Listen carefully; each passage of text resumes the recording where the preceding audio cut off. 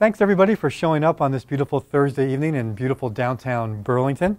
And we are here with Jody Baron, Peter Beamish. They're the authors of Spiritual Lovemaking. Really great book on how to be spiritual when you're making love. Go figure. And I don't want to take up too much of your time, so we're going to go right to it. Thanks so much. Okay. So it's kind of a small group, and I've already talked to a couple people. I think most of you sort of already have an idea of what spiritual lovemaking is, but I think instead of starting to talk about sex, which is a great subject, we can talk about sex, and we will, but I really want to get that whole what is spiritual thing first clear among the group before we keep moving forward.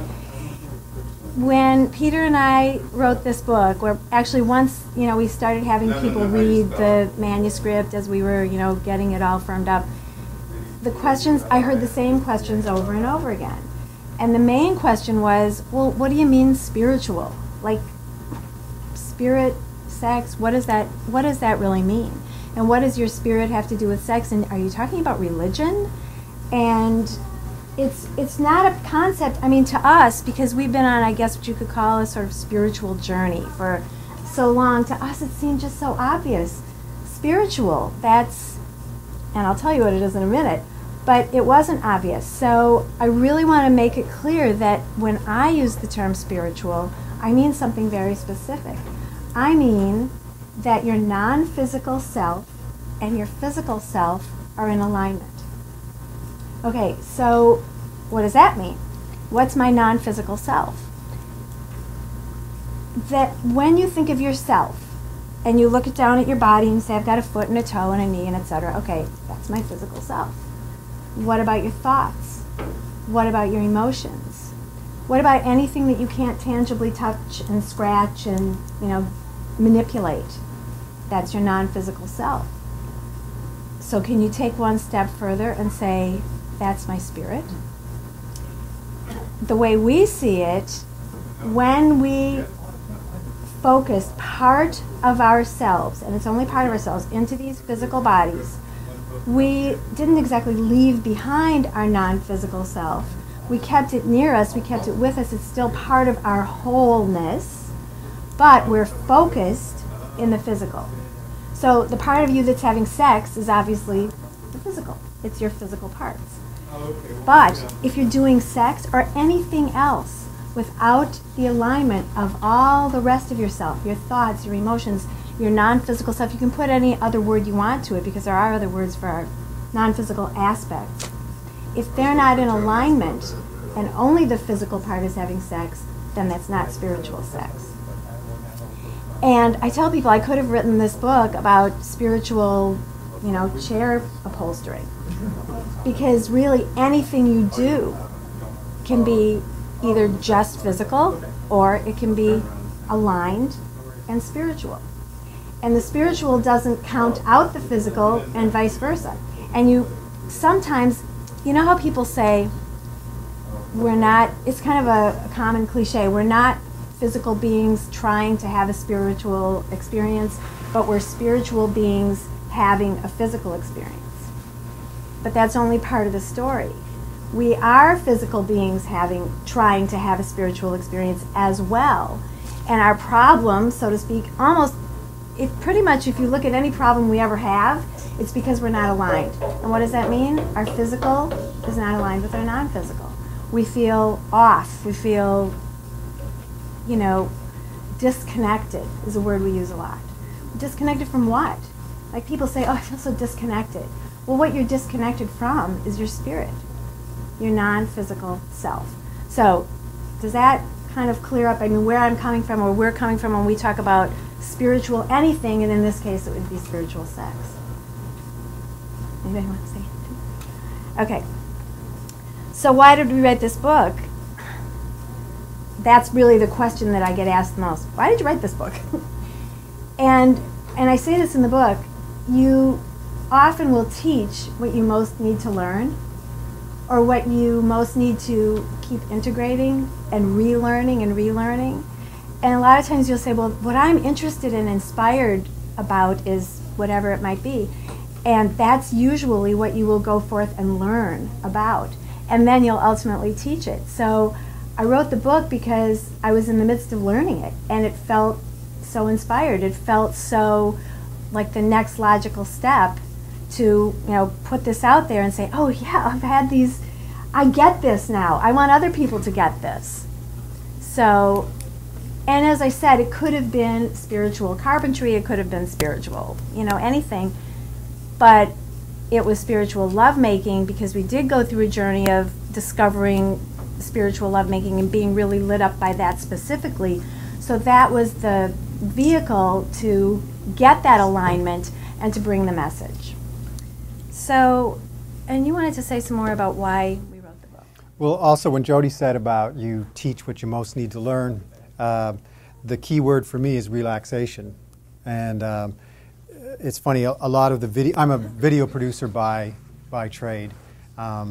And most of my videos these days have to do with relaxation and alignment and all that. And I'm sort of an A-type personality, so a lot of go, go, go. And this idea of relaxing, in fact, to bring it in particular, does anyone here know of the book Conversations with God by Neale Donald Walsch? Is that familiar to most of you? Wow, almost everybody? That's good. Yeah. Okay. And so you know the process that he brought that book in, channeling, whatever. Along those lines, have you ever heard of Jerry and Esther Hicks and Abraham? Yes, you have too? Well, that's sort of what brought us together, and what the sentence that Abraham, or the phrase that Abraham used that really grabbed me was this idea of let go of the oars. This idea that not only do you not need to steer, you don't need to paddle, you just let go of the oars and life will take you where you want to go. And what happened was I was gifted with a book on tantric sex, and we were talking earlier, it was called The Heart of Tantric Sex. And has everyone heard the word tantric before? Some people say no. Someone has said no to tantric? They haven't heard of tantric? Well, it's kind of funny because I used to do an unofficial survey, and I would ask people while we were getting ready to write this book, have you heard of that? And I found about 80-90% of people had heard of it, and the kinds of responses I had was, isn't it some ancient Indian thing? There's supposed to be a whole bunch of positions. You can make love all night and stings into it. And doesn't it mean you don't have an orgasm? Right. Yeah, and there's an orgasm. And it always felt very complex to me. But after my journey of Neale Donald Walsch and Abraham and a few other teachers like that, I discovered Diana Richardson's book, The Heart of Tantric Sex. And as I read it, I realized that overall what she was saying is if you just relax and let your body do what it innately knows how to do, it all falls together. And in fact, one of the sections in our book is about positions, and I think one of the first sentences is there are no assigned positions. There's nothing to learn that way. It's all intuitive, if you will. So the approach that I was taking was this approach of relaxation. And I had, as a video producer, I had discovered Neale Donald Walsch, and I did an interview with him, and I did a DVD on him. And that led me to Jerry and Esther Hicks, and I did a DVD for them, and then did a series of DVDs for them, and found myself on one of their cruises. They put on workshops and cruises.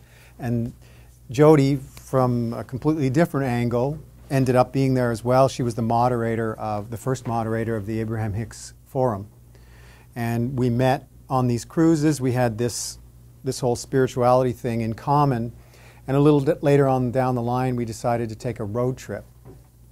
And that's when we started these long discussions. We went on a road trip for over a month, and we were saying that we didn't really have the radio on at all. We were talking the entire time and going through this material. And that's when we started to realize, first that we wanted to bring Diana's book to life as a video. And this is just playing here in the background, and of course it's just straightforward waves, but what's happening is there's a male and female narration going on, sort of taking you through the book. So Jody has ghostwritten over a dozen books, I believe, one of them on tantric sex and some others on spirituality. So we got together to finish the script, the video script, and realized that from that there was a book. And started into that journey. And, well, I'll bring it back to you. That's where we got to it at that point. And that's where relaxation and spiritual sex came in. Something came to my mind just now. It's maybe not related in a linear way, but when I met Neil Donald Walsh, he himself had been, and most of you know who he is, so this will interest you, he was a ghostwriter. Before his whole story, before the whole story that you know about how he hit bottom, and then he said, I don't know what to do, God, and then, God started giving him messages. He was actually a ghostwriter for Elizabeth Kubler-Ross's books, and it's okay to say that now because she's passed on. And did you know that? You're nodding. I did not know that, and when he told me, because I had some pretty long and deep conversations with Neil, where I was kind of like, well, I don't know what to do with my life, what's next for me, etc.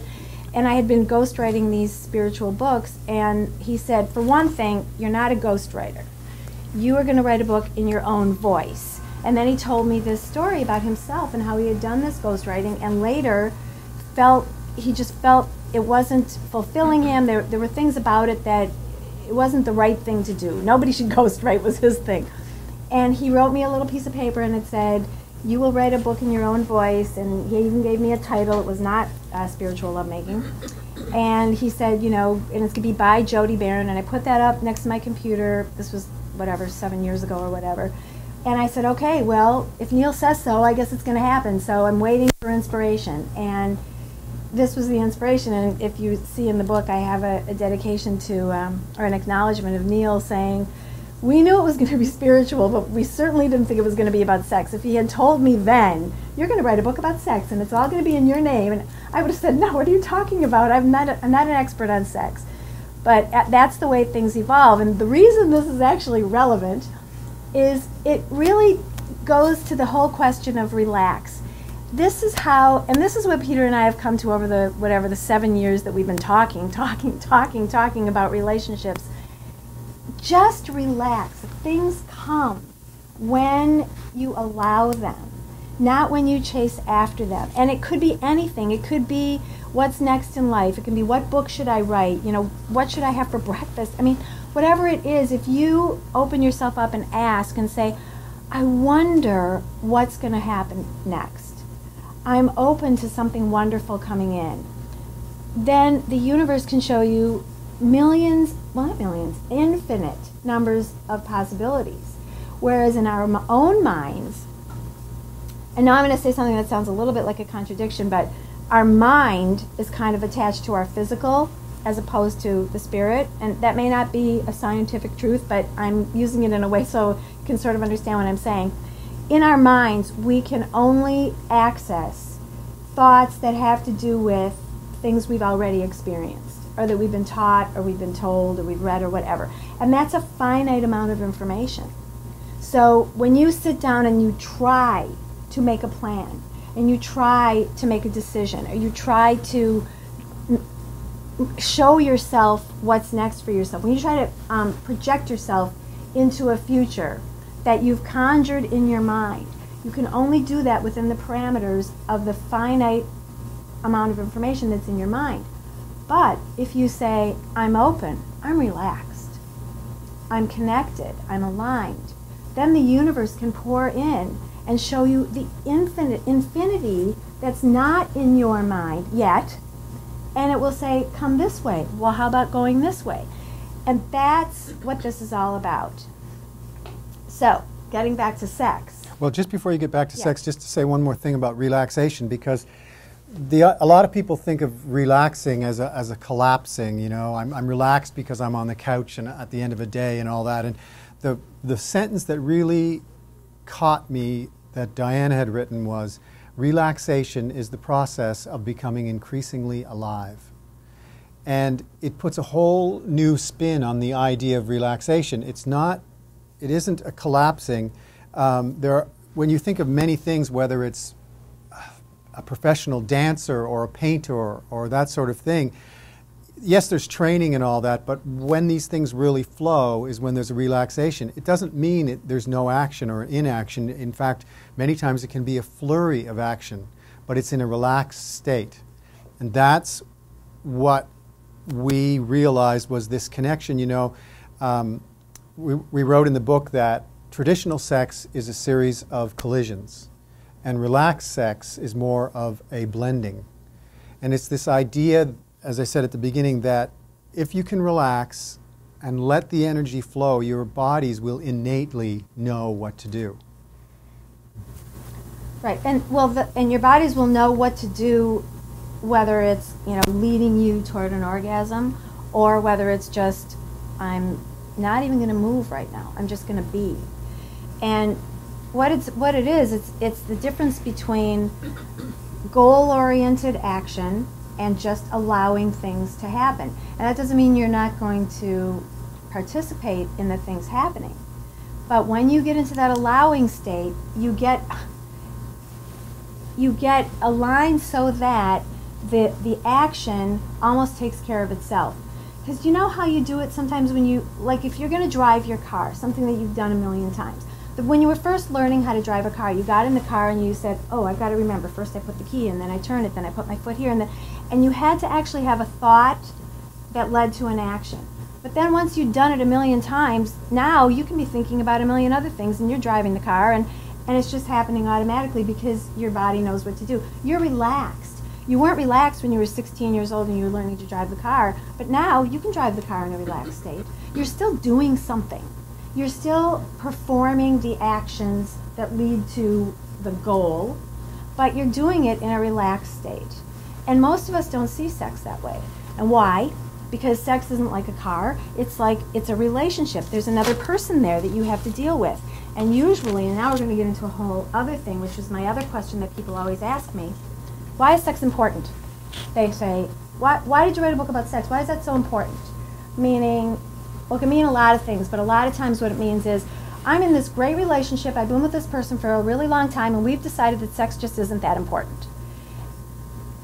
Okay, so getting back to, and I'm going to show why it's important, because you're in a relationship with another person. We've been taught our job within the sexual relationship is to make that person feel something. Okay, and then after we've done that for years on end, of course we're going to say, I've had it with that. I'm tired of trying to, touch you the right way, or do the right things, or be the right way, or look the right way, or smell the right way, so that you can feel something. That's when you get to the point where you go, you know what, let's focus on other things in the relationship, because this whole sex thing, I'm tired of it. Okay, but that's not spiritual lovemaking. That's goal-oriented sex. Anybody's going to get tired of that. And this spiritual lovemaking you will never burn out on, because you're doing it in an aligned state. You may not be doing. And sometimes when people read this, they say, well, what do you mean? It's so selfish.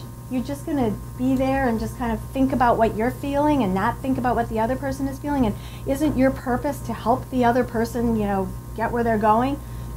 No, try to look at it a different way.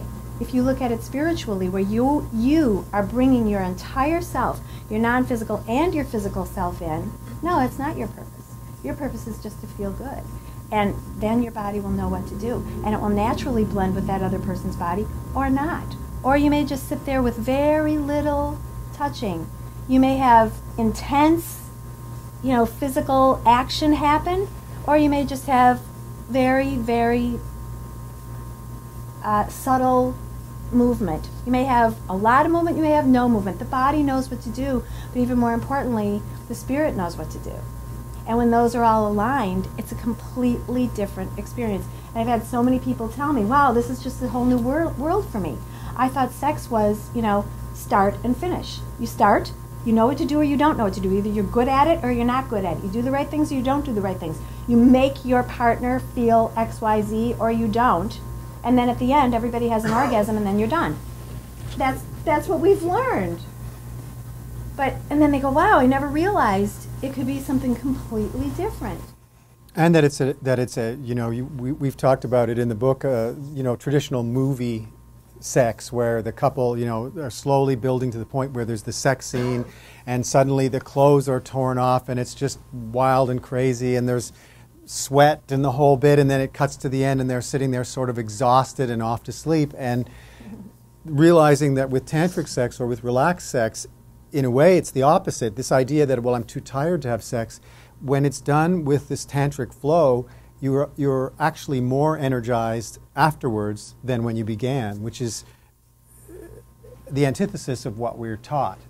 So the book was really about, you know, yes, it's about sex, but it's about relaxing and aligning. We sort of said, you know, there might be many people that say, well, I'm not really interested in reading a book about centering or about meditation, but yes, about sex. So it's a book about centering and relaxing with a candy wrapper, if you will, that is sexual, is sort of the way we focused on it. It's really about focus, because the whole alignment, if you do ever decide in anything you do, whatever you may be doing that day, I mean, if you're a professional chef, you can relax into cooking.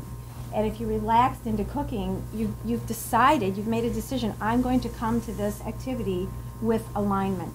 My physical and non-physical selves aligned. And if you do that with sex, you're going to have a completely different experience. And I just had something on my mind, and it just blew out of my mind. Yes, yeah, relax. You're right, it's all about, you know, it's funny because I actually said in the book, you know what I realized after doing all this research on this? Relax is the answer to everything. Any question, ask me. Yes. The answer is relax, relax. Yes. But again, this idea of what relaxing is not simple. Like, okay. Simple doesn't necessarily mean easy. You can spend a lifetime learning how to really relax, if you will. Do we want to talk more, or do we want to ask? Well, I just wanted to get a little idea. So, as far as the whole channeling and that sort of stuff, spiritual stuff, that's stuff that everyone here is up to speed with. So that in itself makes this book that much easier to approach for you. And as far as tantric sex, again, everybody has heard of it. And what kind of, sorry? Some people had not. Well, we don't use the word tantric in the book. That was a specific decision. It was like Abraham talks about, we don't use the word God because it's got so many connotations.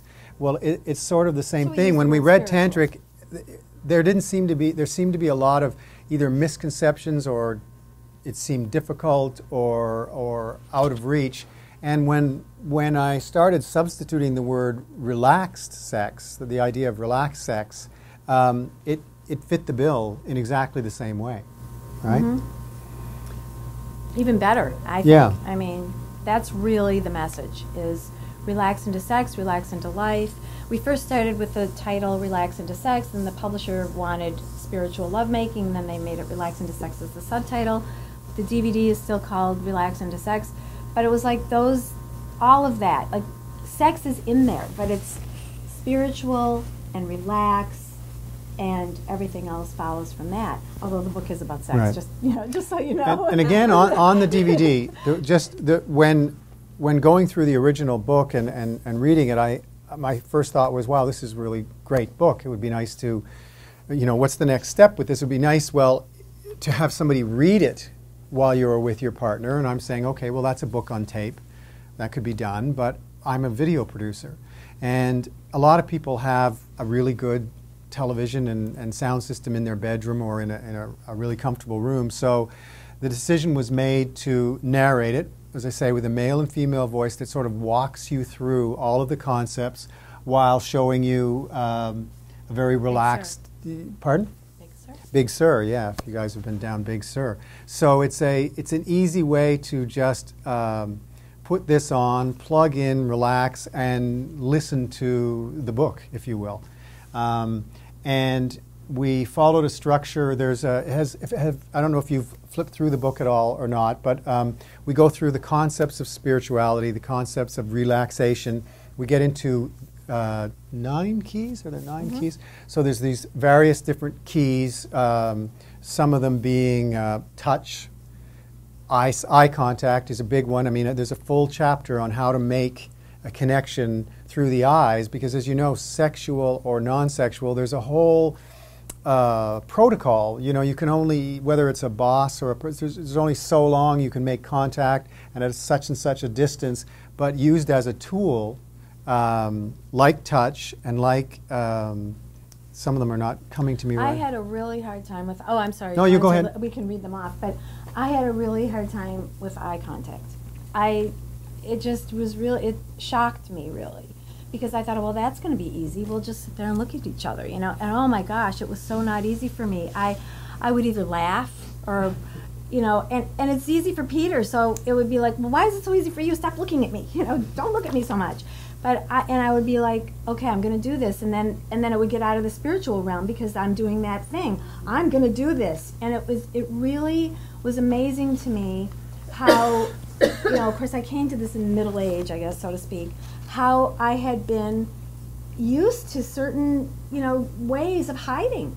And that's the easiest way. Close your eyes. You can pretend you're not there. It's so easy. And that was a really big wake-up call for me. And so some of these keys, they seem so obvious until you really actually put them into practice. You go, this is profound. This really can change everything. Just these little things. You know, and touch and positions and all of those things. And, of course, the one we don't want to talk about, so we won't. But, yes. I'll read off what the keys are. But I also wanted to talk about one more thing about not going to bed angry. Because well, while you're looking up those, I'm just going to read one section that's kind of relevant to what we've been talking about. During spiritual lovemaking, we are not on a journey to orgasm. The message of relaxing into sex is not enjoy each moment on the way to climax. Rather, it is enjoy each moment. We may, as we experience a series of nows, reach orgasm, just as while we meander down a path in the woods, the path may end up at a friend's cottage or a waterfall. Spiritual lovemaking is asking you to go nowhere and simply experience the moment to its fullness, rather than think about going forward toward any end at all. You will still journey, but not purposefully. While making love, you can remain present in every single moment, not looking toward an ending, but just being and experiencing all of the nuances and listening to your body's natural guidance. Then, whether you end up having an orgasm or not, you will emerge from the lovemaking session with a renewed and energized body and mind. And that's I think, really huge for some people to go, well, what's the point of sex if you're not going to have an orgasm? Right. That's a lot of people just don't go there. Like, well, I don't really understand that, because then won't I be frustrated? Right. Especially men. I think they go, well, that's not going to be any good. You know, that would not be successful. Right. Lovemaking. When in fact this idea of renewal, it is a renewal as opposed to a depletion. Usually, especially for men at the end of this session, that's why they talk about men want to roll over and go to sleep. You're depleted. You have, you know, whereas, as I say, with relaxed sex, you can have short or long period of relaxed sex, and when it's finished, you are more energized than when you began. And you can have days and days of that. That's why the whole tantric sex, sometimes you hear, oh, they make love for days and days and days. Well, it's not really like that. It's not like they're making love for days and days with what you're picturing, you know, two people's bodies, you know, crashing together for days, you know, on end. It's not like that. No. What they mean is you're retaining, you're building up sexual energy, which is a very healthy thing for your body. That is, it's life-giving in every way. It really isn't just about sex. It's really life energy. And then holding on to that and keeping it and using it for your life. And it's a very subtle energy, too. An example I was just thinking while we're in this room, you know, we're talking and conversing and people are moving and all that, but if we decided to sit silently for a moment, we would start to hear things like the air conditioner and the people outside, things that they were here, but due to the sort of louder, frenetic things that are going on, we don't hear them. And in the same way, what happens when you decide to practice relaxed sex is, at first, what happens is nothing at all.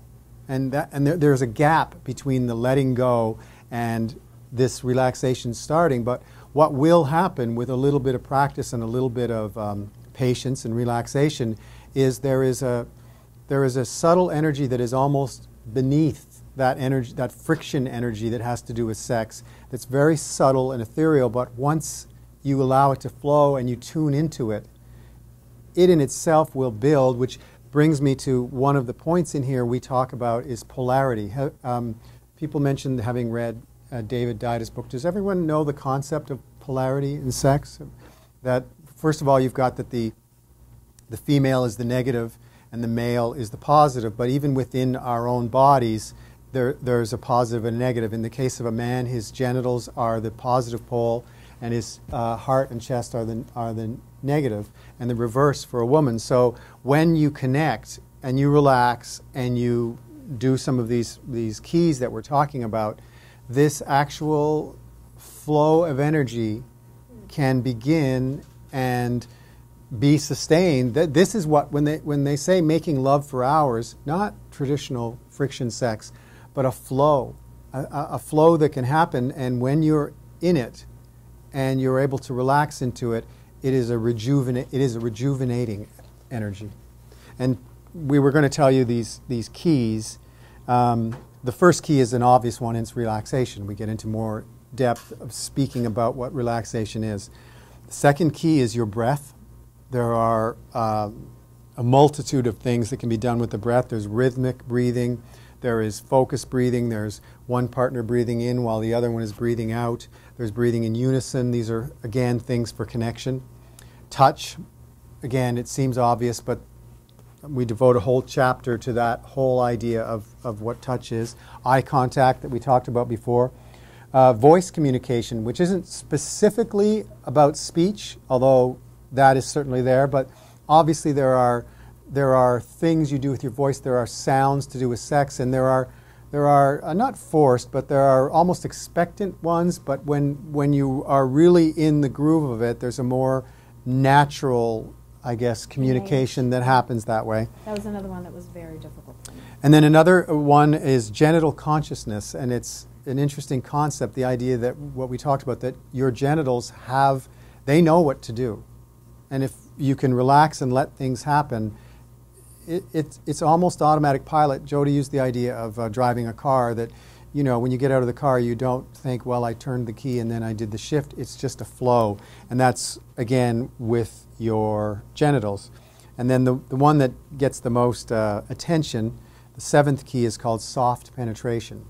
And that is a concept. I mean, it's shocking at first. How can you have sex if there's no erection? And again, we won't get into detail right at the moment unless there's questions, which we'll take in a second. But the idea that, as I say, your genitals and the penis in general is a energy generating organism. Organism. Organ. So that's what we get into with that. Deep penetration is a healing method involved. And then the last key is positions. And again, you know, we start off by saying there are no prescribed positions. But as you relax and as you allow things to flow, the positions just begin to happen, I guess, is the best way to put it. And we purposely put we purposely put the keys at the second half of the book because we didn't want it to be like this is a manual, do this and then do that. We really tried not to do that because we don't have any knowledge of how you all should make love. We just know that you should relax, and that then you will know. That's really the message. So we didn't want anything to come out like a sex manual, like if you'll do this, then you'll feel better, or if you do this, you'll have an orgasm faster, because none of that is the point at all. So the first half of the book is all about the spiritual alignment and what that all has to do with it. And I wanted to talk about that one more thing and just go back to why sex is important, because I really do get that so much, and I feel like it's kind of rampant in our society. I hate that phrase, rampant in our society, but you know, a lot of people think this way. That, I don't think sex is really so important. And I made myself a note on this because I feel like it's important. There's something that, it's almost like a truism for us. No, don't go to bed angry, okay? So we think that makes sense because, well, I wouldn't want to have sex with you if I'm mad at you. No, don't touch me. I'm still annoyed at you. That's almost seems normal to us, especially to women who, you know, if the man didn't do whatever he was supposed to do, or he was whatever in some way made her feel whatever, it's just normal to say, well, what do you think? I'm going to have sex with you now after you've done whatever, you know, transgression you've done? And that has become like an accepted way to behave. And I really want to bring something that says, no, that's not good for us.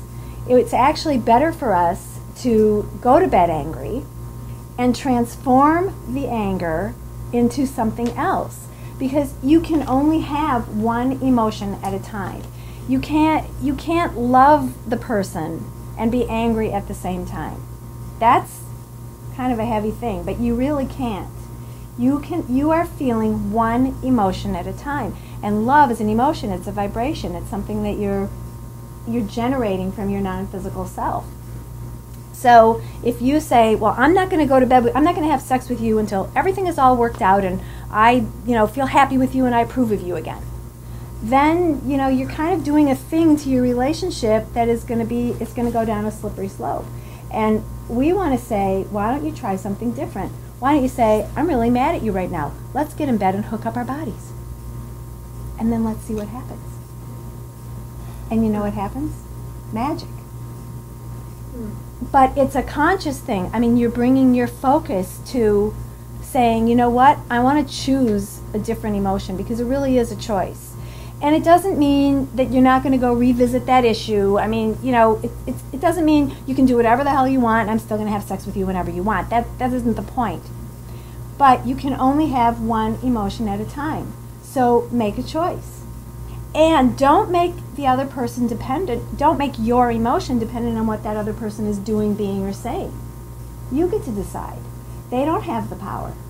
So if you want to feel love and you want to feel good and you want to feel aligned, and you've already made the decision to be in a relationship with this person, right now they've done some horrible thing that you're really mad about, okay, that's fine. But you can still have sex. You can still have spiritual sex. You can still hook up and allow the alignment to take over. Does that make sense to anybody? And you talk about the importance of it. Yeah, we were saying as well, when you talk about the importance of it, when you begin to practice spiritual sex or relaxed sex, the benefits of it flow out into your entire life, not just your relationship. But, one of my examples is you're driving down the road and you go to get off on an exit ramp and somebody cuts you off and the horns go and whatever, and you think, well, if that person had last night, can you imagine if this person in traffic had a nice, relaxed, rejuvenating session? Your whole day goes different. Your day in traffic, your job, definitely your health, your connection to your spouse, to your partner, to your kids. It is a life pervasive phenomenon. It really does start to inform your whole life, and it's effortless. It just becomes part of your. You just become a more habitually aligned person, and that's really the goal. And this spiritual lovemaking is one way to become a more aligned person. And as you approach your life in more alignment, everything is better. Mm-hmm. I think we talked enough. Yeah, we talked too much. Take some questions or maybe even some observations of some things you've done. Anyone? No, it's all good. Nobody has. I do. I'll start. You say sex rejuvenates if it's done in spiritual fashion. Yes. And how? This is a crazy question, but you look at sex before going to sleep as a relaxer. Yes. Okay. How does the rejuvenation at the time of sleep? How do you? Can I? Because Sure. well, I just want to say one thing. Your question is coming from that assumption that relaxing means go to sleep, Right. and we're using the word relax in a different way. Right. It's saying it rejuvenates as well. It does rejuvenate, but you can be relaxed and rejuvenated and still sleep. You can be skiing. You can be sleeping. Yeah, it's not a wired energy. Right. So what you're saying doesn't really contradict what we're saying. It's not the kind of rejuvenation that it's going to make you feel like a Mexican jumping bean. It's rejuvenation means give more life, but feel more vitality. You can feel that way and still go to sleep. Like Believe me, you can go get into a in. You can blissful go. Yes, you go into blissful sleep. So you can get into, and you can even spend 10 or 15 minutes in connected, and feeling the flow and feeling rejuvenated. And as you put it, slip right into a blissful sleep. You can even go to sleep. It's not a wired up thing, especially sometimes from the male perspective. It's like, well, if we sort of had sex but I didn't have an orgasm, then I'm going to be on edge. It is a much more feeling of an even flow, if you will. Does that answer your question? Yeah. Question. Well, I don't have a question, but I want to say you guys are great speakers. Yeah. Oh, well, thank you. Yeah. Thanks. Thank you. Well, we both have to present here and there. We could go on forever. No, I mean, well, especially when you're interested in the subject. You know, as I said, once we started to discuss this material, and really broader than this, we were looking at the whole, whole idea, relationships, or this idea of letting go of the oars. You know, that whole thing. It's kind of they're radical statements, because we've always been told, well, if you want to get somewhere, you have to make some plans and you have to do. And pick up any Cosmo magazine or anything, and it's all about, here are the latest secret ways of doing this and that, and it's all plan this and work this out. And it's in a way, the relaxation part of it is counterintuitive, and that's what we're trying to show in this book, that by getting into the groove of something that initially seems counterintuitive, it will actually turn out to feel more natural than just about anything else you've done. There's a book over there about 50 secrets or something about how to have an explosive orgasm. Mm-hmm. And I get kind of sad when I see things like that, because I feel like it's telling people that's good sex, having an explosive orgasm. Believe me, we have nothing against having explosive orgasms or anything like that, but to always have that as the goal, you know, like I said before, anything is going to get old after a while, and really there's so much more that you can get out of sex if you look at it this way. And as you said, we don't have anything against that. Very much we like to look at it as a toolkit, and relaxed sex is one of those tools. You may decide one time that you're going to just have a hot, quickie, 5 minutes, frenetic. This book doesn't say, no, you must never orgasm, you must, no. It's not saying that. It's just saying, here's one more tool in your toolkit that you may not have imagined. That's, I guess, the way to put it. Can I ask, so when you make love, have you two been on like spiritual journeys where you're completely on another plateau and not really, as you say, not in the physical, of course, sort of on like another dimension? You mean in the same way? Floating through space together. Well, where it's you're both connected on the same.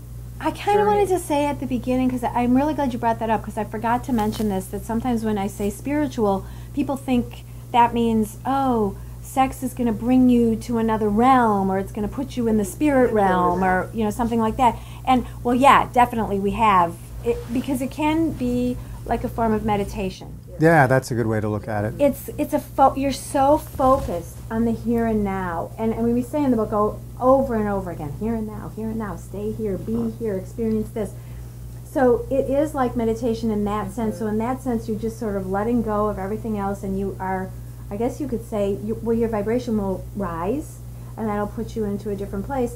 But I didn't want to focus on that too much, because I don't want people to think that's the goal, that the goal is to, rise up to spiritual realms or something like that, because it really is, you're a physical being having a physical experience, but let's bring in the spirit to have you have a better physical experience. As long as you're a physical being, why not have the best physical experience you can?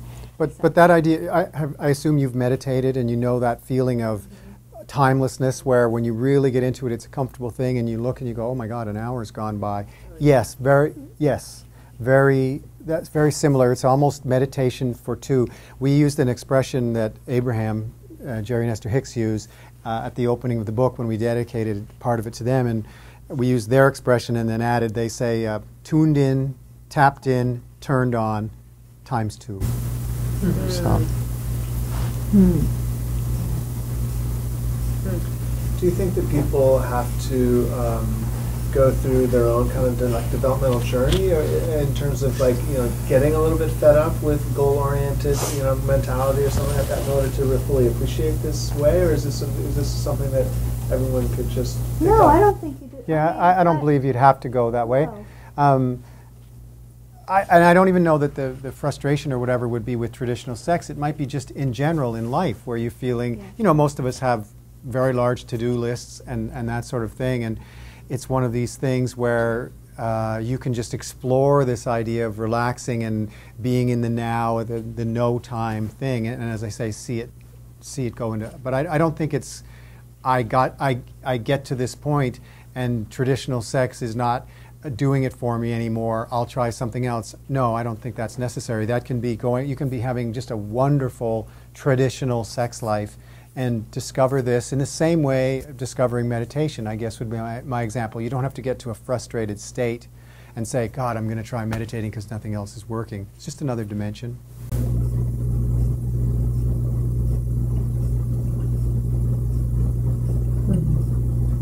All right.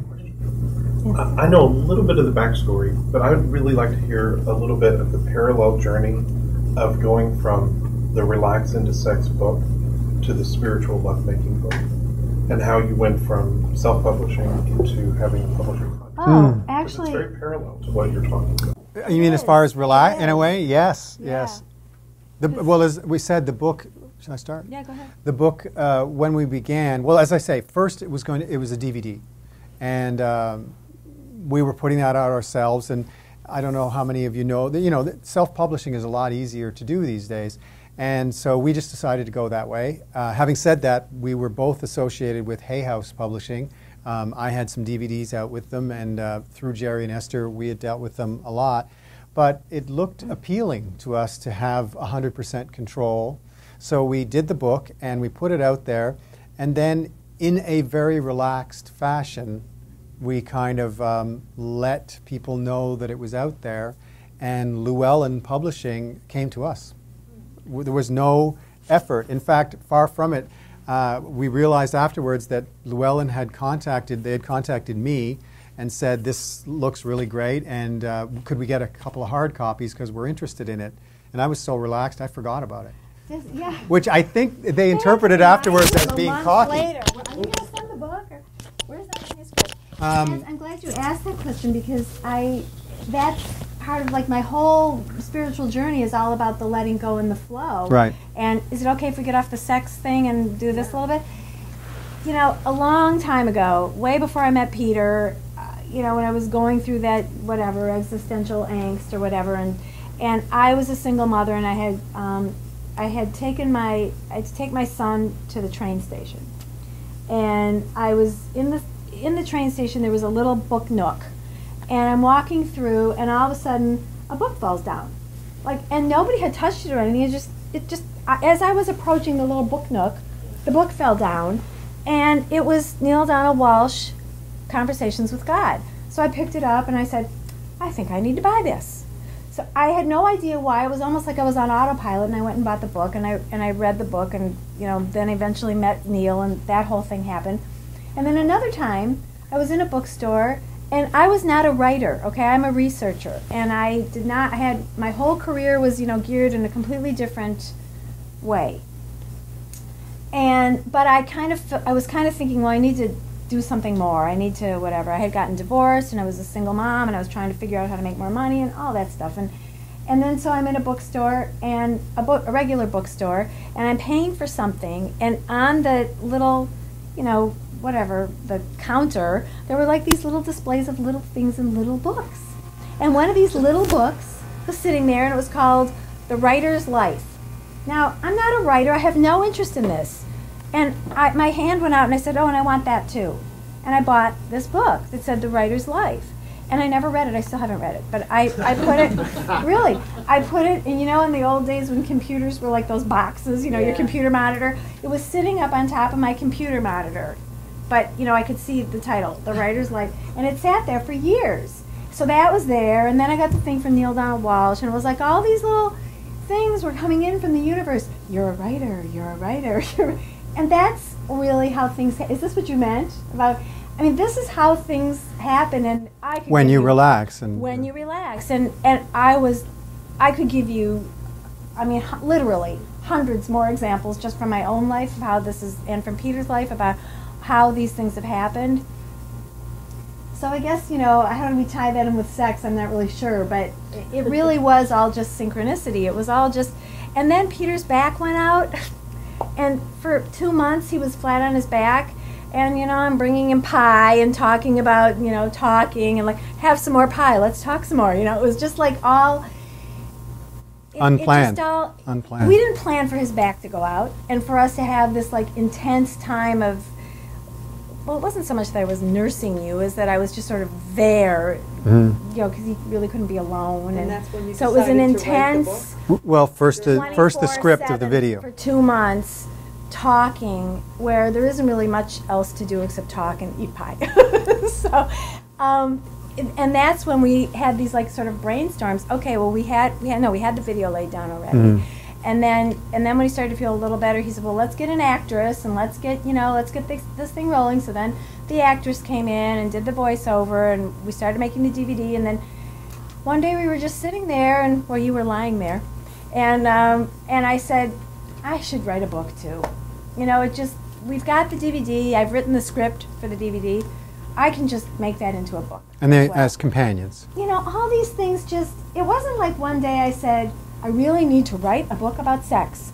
That is my calling. I am going to do this project. And it just flowed. Oh, and I have another story about that. Okay, so, and then after we self-published the Relaxing to Sex, and it went, and then what Peter said, and then we got picked up by Llewellyn.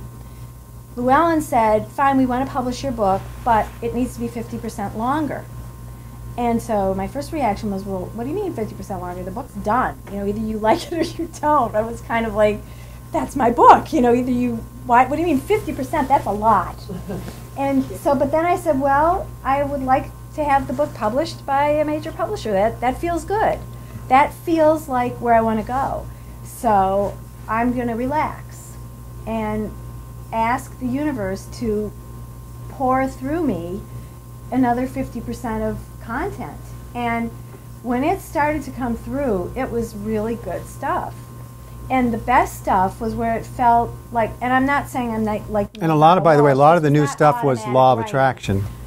Right. The new content was a lot about law of attraction, and it was just coming through me in a flow that felt like, well, of course we had to have Llewellyn pick it up because I needed to write this also. And it just came through, and that became the new book. One other thing as an aside, I just was thinking while you were talking that is, this book is still, I believe, very valuable whether you're in a relationship or not. Even if you're at this point just single, the core concepts of this book, to get the core concepts of this book, don't actually require a sexual partner. I mean, hopefully that comes down the line, but. And the reason I say that is because the power is all with you. You'll say, well, I was with so-and-so and they weren't a good lover.